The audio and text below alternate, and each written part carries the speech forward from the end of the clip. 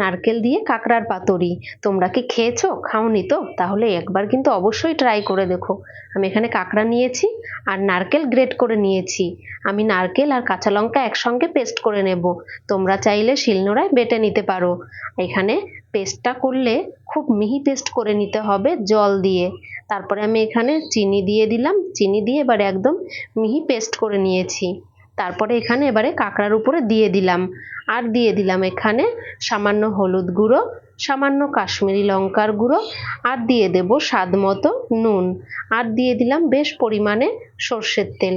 এবারে ভালো করে ম্যারিনেট করে আমি 10 মিনিট রেখে দেব।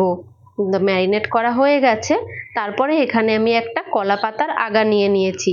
কলা পাতাটা যেন একদমই ফাটা না হয়, তাহলে কিন্তু সব তেল মশলাগুলো বেরিয়ে যাবে। পাতাটা আমি ধুয়ে তারপরে একটু আগুনে সেঁকে নিচ্ছি। সেঁকে নিলে কি হয়, পাতাটা বেশ নরম হয়, তাহলে আর ছিঁড়ে যাওয়ার ভয় থাকে না। তারপরে পাতার উপরে দিয়ে দিলাম সামান্য সর্ষের তেল। এবারে ভালো করে হাত দিয়ে মিশিয়ে নিয়ে পাতার উপরে তেলটা, তারপর এখানে ম্যারিনেট করে রাখা কাঁকড়াগুলো সাজিয়ে দিয়ে দিলাম। আর বাকি নারকেল যে ছিল সেগুলো উপর থেকে সাজিয়ে দিয়ে দিচ্ছি। আর এখানে ফ্রাই প্যান বসিয়ে দিয়েছি, তারপরে পাতাটা ধরে কড়াইতে বসিয়ে দিলাম। আর মিক্সারটা ধুয়ে সামান্য পরিমাণে জল দিয়ে দিলাম, আর উপর থেকে দিয়ে দিলাম সামান্য পরিমাণে সর্ষের তেল, আর দিয়ে দিলাম কয়েকটা কাঁচা লঙ্কা চেরা। তোমরা যেরকম ঝাল পছন্দ করো দিতেই পারো, কিন্তু এখানে একটু ঝাল হলেই বেশি ভালো লাগে। এবারে ঢেকে রেখে দেবো একদমই লো আছে 20 মিনিট। এই রান্নাটা করতে কিন্তু একটু টাইম লাগে, তোমরা একটু অবশ্যই টাইম নিয়ে করো।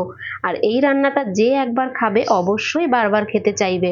20 মিনিট পরে ঢাকনা তুলে নিয়েছি, জল প্রায় অনেকটাই শুকিয়ে গেছে। এবারে আরও একটা পাতা নিয়ে তাতে সর্ষের তেল দিয়ে এবারে এই যে কাঁকড়ার উপরে আমি এবারে পাতাটা দিয়ে দিলাম। এবারে আরও একটা ছোট থালা নিয়ে পাতার উপরে দিয়ে আস্তে করে উল্টে দিলাম।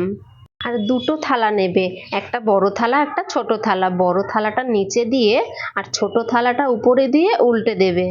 এবারে উপর থেকে পাতাটা আস্তে আস্তে করে তুলে নিচ্ছি।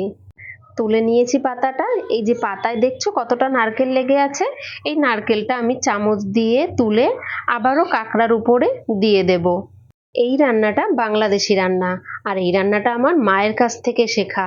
মা এই রান্নাটা খুব করতো, আর আমি এই প্রথমবার ট্রাই করলাম। গরম ভাতের সঙ্গে অসাধারণ লাগে। আবারও 20 মিনিট লো আঁচে রান্না করে নিয়েছি, তারপরে এখানে নামিয়ে নিয়েছি। দেখো কত সুন্দর হয়েছে না? খেতে কিন্তু অসাধারণ হয়। অবশ্যই কিন্তু একবার ট্রাই করে দেখো। তাহলে এখানেই ভিডিওটা শেষ করছি।